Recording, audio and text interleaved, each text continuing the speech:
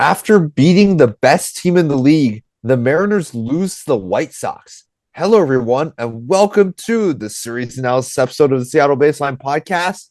My name is Julian Smith, and I'm with Alex Hong.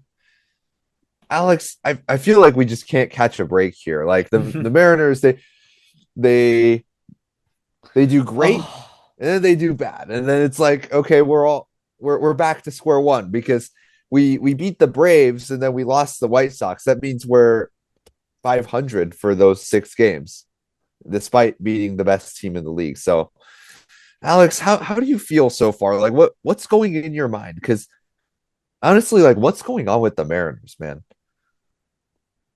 yeah, it's been bad. Like we keep like making some progress by winning these series and then we lose. Like we beat the Twins and then we lost to the Royals.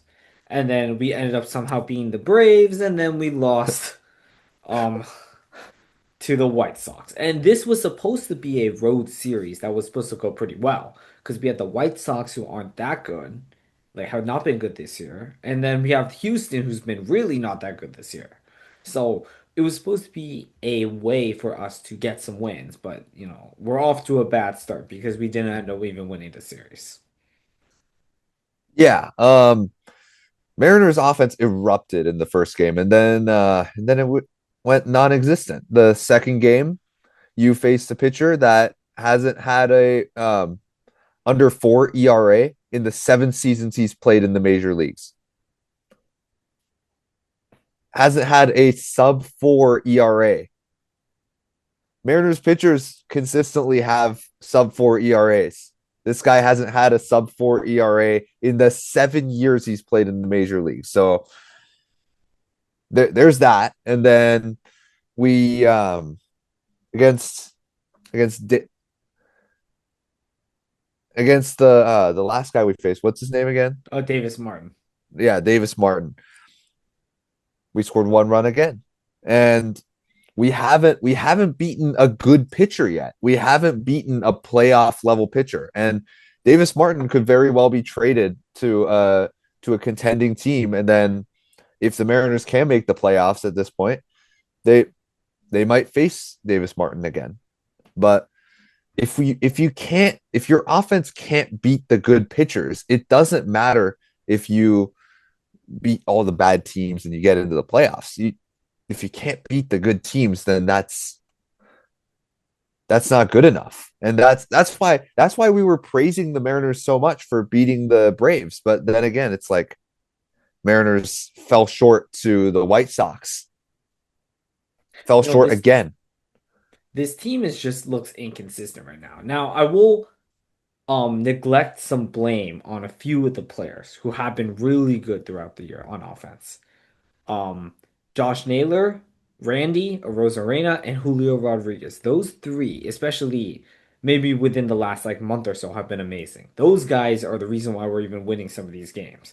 Every single time they come out here and they do damage with the bat, even on our low games. So good on them. But I feel like how well we play is kind of just dependent on, wow, are they gonna have a crazy game or are other players gonna, do some damage here? And it's just really inconsistent.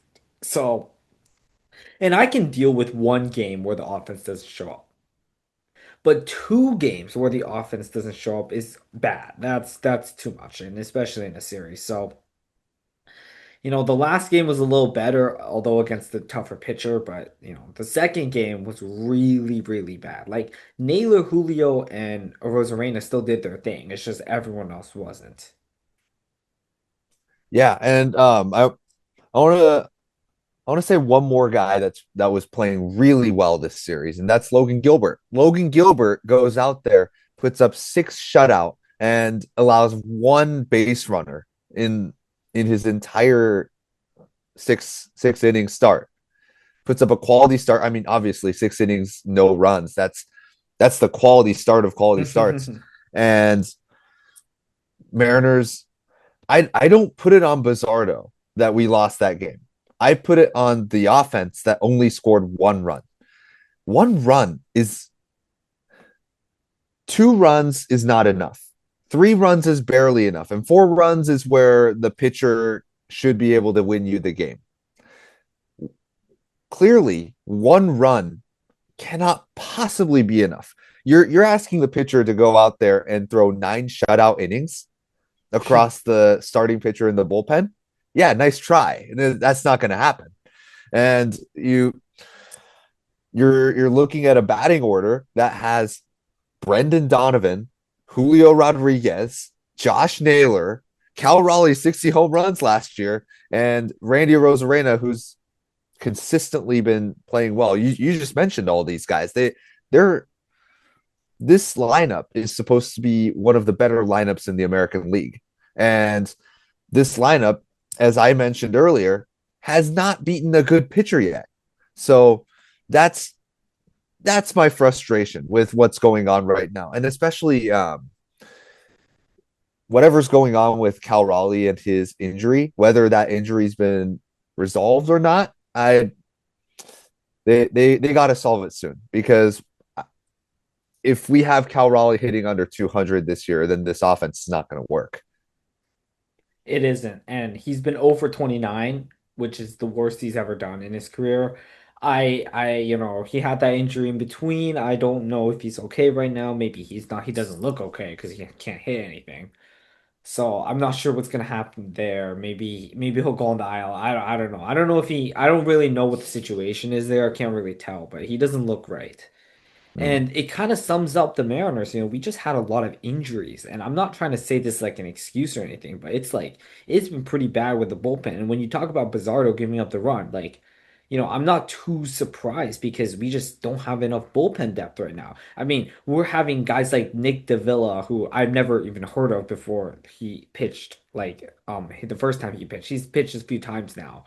And no offense for him. I mean, he's been doing great. He hasn't given up anything so far, but this is not an ideal circumstance. We have all these guys on the IL, and we got some in the back. Like we got Donovan back. I'm sure he'll get back into it, but it's been pretty bad with the injuries. But it just seems like I don't think that should be an excuse for this team's poor performance per se, because we've had opportunities where we can do more, and it just hasn't happened. Specifically with Cal, I want to highlight how much like I need them to be careful with the injury here. We saw what happened to Jorge Polanco in 2024. He played through an entire patellar tendon injury. I'm not saying that Cal Raleigh is playing through a big injury like that, but at the same time, it Polanco showed that you could play with that type of injury. Obviously not at the high level, but you could come out to the field and you could still perform to some capacity. And if Cal is doing that right now, I need them to place him on the IL, because it's not going to work out. Because if he's out there batting 150 without hitting home runs, then that's a problem. Like you need Cal Raleigh to be hitting well for this lineup to be good. You need the depth, because with all the injuries right now, the thing that hurts the most is that we don't have any depth. The guy after Cal Raleigh is Mitch Garver. The guy after Brendan Donovan is Leo Rivas. These guys aren't hitting.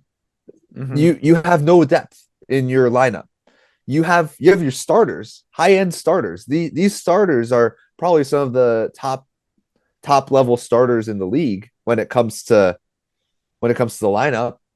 But once you get past them, once you get to the bench, you don't have enough players to be flirting with the injury like that. And so that's where I'm at here. I want them to figure out what is going on with the lineup, and I want them to just make a few small changes if needed. But I want to talk about Emerson Hancock, because as bad as the offense was against when Emerson Hancock was out there, they put up 12 runs. He So got the win for that one. yeah, he got the win with He gave up giving up seven, I 5 think. runs. Or five, or it Five. was five. Okay, yeah. Yeah. Doesn't happen too often. Yeah. So Alex, how do you feel about Emerson Hancock? Because Emerson Hancock, obviously, he's still playing at an all-star level. This guy is like pretty set to be an all-star this year. I mean, I don't there's not much I can say. Like this is his only like truly bad start. Like he had that one mediocre start. I think he went like 5 innings, like 3 runs or something like that. But this was a legitimately bad start. I don't know. This is like the first I've seen from him. Everyone has a bad start. There's not much I can say.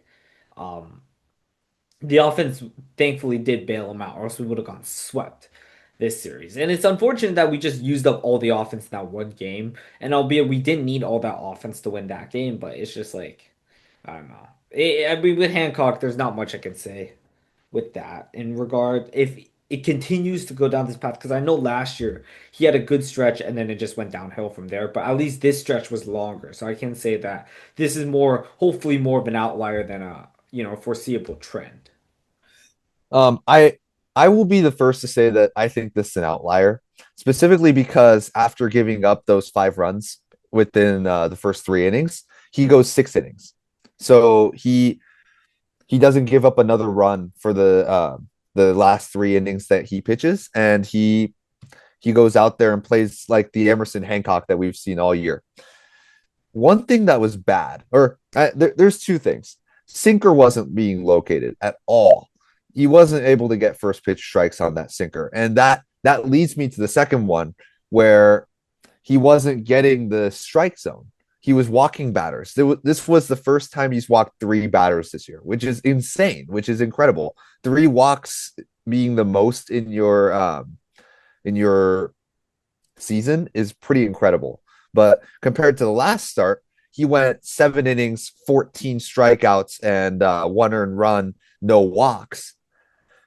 This time he went 6 innings, 5 earned runs, 4 strikeouts, and 3 walks. The first thing that stands out is that you have 10 less strikeouts. Obviously, 14 is a big number, but Emerson Hancock going 10 less strikeouts is a big deal because that means that because he wasn't getting it in the strike zone, now he's not getting the chase because the batters are still waiting on the two strike count.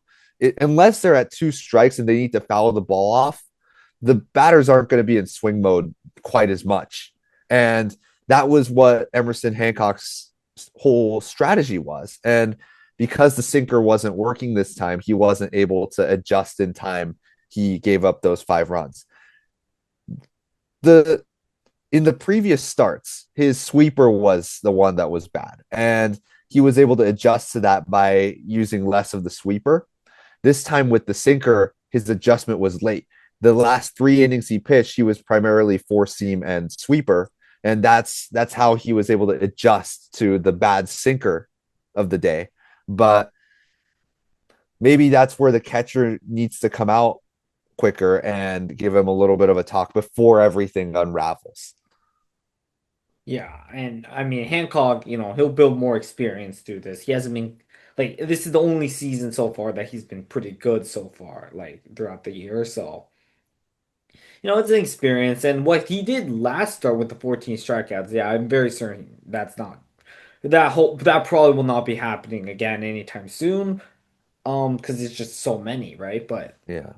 like, especially because Hancock didn't get that many strikeouts in his other starts until that one. So that was kind of like a crazy number. But yeah, I'm not too worried about it. But I think, Julian, what we should talk about next is the upcoming series against Houston because this Mm-hmm. Houston team they if we talk about the Mariners getting injured, these guys have been beaten up. Like these guys are they're last in the division right now, and they've been just awful, like awful. So, Julian, we this is the time where the Mariners need to take advantage because they didn't take advantage against the White Sox, but this team we're going against is a lot worse than even the White Sox.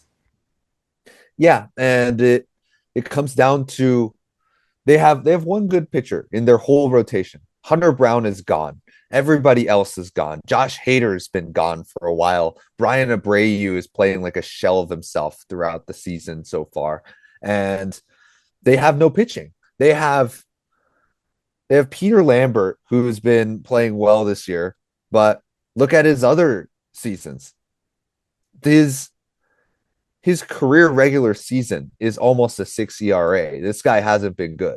And so, despite having a really good year so far, he's still learning the reins a little bit. He can still be shaken by the Mariners. And I look at this team, and despite them having decent enough offense, their pitching is not holding up. If the Mariners don't score an average of 5 runs or more in this series, then that's going to be a big issue because these guys can't throw strikes.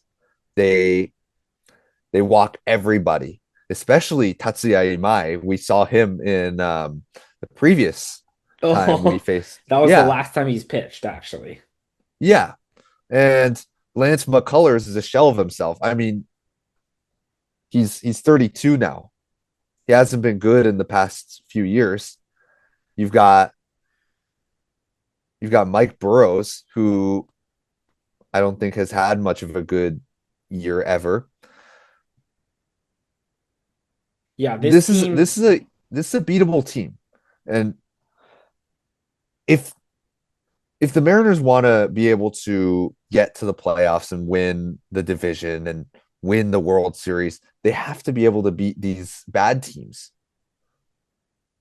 yeah, this is definitely a series we need to take advantage of. I mean, we could go through their roster here. They don't have Correa right now. He's injured. Mhm. Pena's been injured. He hasn't played since he played us. Um, Jordan's been really good. That's a guy we need to worry about because he is truly amazing. Like he's unbelievable to watch. He's dominated us for years, and that's a guy that's definitely a concern. But the rest of their lineup, like Christian Walker's been good, but like other than that, there's not really anyone else that poses too much of a threat. Jose Altuve is a shell of himself, and like I said, Isaac Paredes, he hasn't been very good either. So, I think our pitchers, they should have a good series. And Mhm. even though, and this is a point that we need to make because looks like we're implementing a six-man rotation, at least for now, because we have Castillo pitching and Bryce Miller. So Bryce Miller's coming back. He's pitching third game. Castillo's pitching the fourth game even with those guys, and like this is, I think, a good series for Bryce to come back because this is a really bad offense we're against. That he can kind of ease his way into it. It'd be one thing if we're against like the Los Angeles Dodgers in your first start. That's gonna be that might be a little bit of a tough one, right? But we're against Houston, so I think if Castillo can't even have a good start against Houston, I don't know how he's gonna have a good start against anyone else. I mean, I don't know if their offense is bad, like that bad. I actually give a lot of credit to their offense. I think it's a good offense that they have. I think it's just their pitching that's really as bad as like that pitching staff is really bad. And that pitching staff is giving up almost 6 runs a game. That's that's why they're losing. This offense with Jordan Alvarez, um, Isaac Paredes seems to have played in the past week. Yeah, and he's been doing nothing. Yeah, Christian Walker. This this is probably one of his best years that he's ever had. Definitely. And Yeah. then you've got you've got some like randos that are playing well. Like Zach Cole is playing really. I guess it's only 15 at bats, but he's playing really well right now. I wouldn't be surprised if the Astros come out swinging and they score around 4 runs a game. But the Mariners with the pitching staff they're facing, that's the part where they have to beat them. If our starters give up 2 or 3 runs a game, then it's like, okay, we're facing a good enough offense that can do that to us. Jordan Alvarez is going to do that to us. But if we don't score 5 runs or more, then it's like, what are you doing? You're probably walking half your guys, and if you're not able to score more than 5 runs, then you're obviously not taking advantage of any of it. Oh, no question. And like, look, like our offense, they need to show some things after that White Sox series. And I know it's funny because they had that probably one of the best offensive games they've had all year, and then it was just a disaster 2 games. But we gotta attack their weaknesses, and their weakness is definitely the pitching more than the offense, and we need to attack that definitely for sure. Looking through the rest of um the team though, like I don't know. Houston's just like not. It looks like this is kind of where they're going downhill, and I kind of disagree with you. I think their offense has been pretty bad, like especially because of all these injuries. They're starting guys I've never even heard of before, so that's why that's why I think their offense is not really going to do any. Is if our pitching's got to show something, and I think they are because they've been pretty good this year. So I think they can give up a few runs here or there, sure, right, but if that's the case and our offense just shows up, I think that's the formula to win this game. I think the pitching can do just enough. And we're gonna need some good starts out of these guys because our bullpen is run short because we're now if we're especially if we're doing a six-man rotation, our bullpen's already decimated to the point where we're starting guys like, from we calling up guys from double A to fill in. It's just been that type of year so far, I guess. So especially with the Bryce Castillo thing, it'll be interesting because I don't expect like Bryce to go that many innings unless he has like an amazing, amazing start. And we're gonna need to rely on these bullpen guys a lot. And we don't have a rest day, by the way, for a while. So that's also probably why we're doing the six man, but right now, but that's kind of the state how it is. The offense has got to pick up for this pitching staff because even though I think the pitching staff will do good, they're hurting a lot more than the offense is right now. So that's kind of the way I see it. Yeah, and I want I feel like I say this every episode, but I want the Mariners to be very careful with how they use Luis Castillo this year because with the way that he's pitching, if the Mariners don't lock in and they if if the Mariners watch Castillo pitch another 4 run, 5 run game and they don't put him um, on the bench, they don't put him in the bullpen, then I think there's a serious problem. So I'd love to see what the Mariners are thinking there, and I hope the Mariners make the right decision. Let us know what you think because I think this is an interesting point in the Mariners season where they're still in the losing column, but clearly they have a good enough team to go and beat these teams. Clearly, they beat the Atlanta Braves, who are the best team in the MLB right now.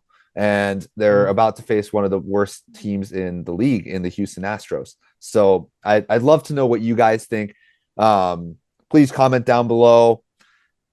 Thank you, everyone, for tuning in. Check us out on Spotify, Apple Podcasts, and our beautiful face on YouTube. Check out our Instagram. And as always, go Mariners. Go Mariners.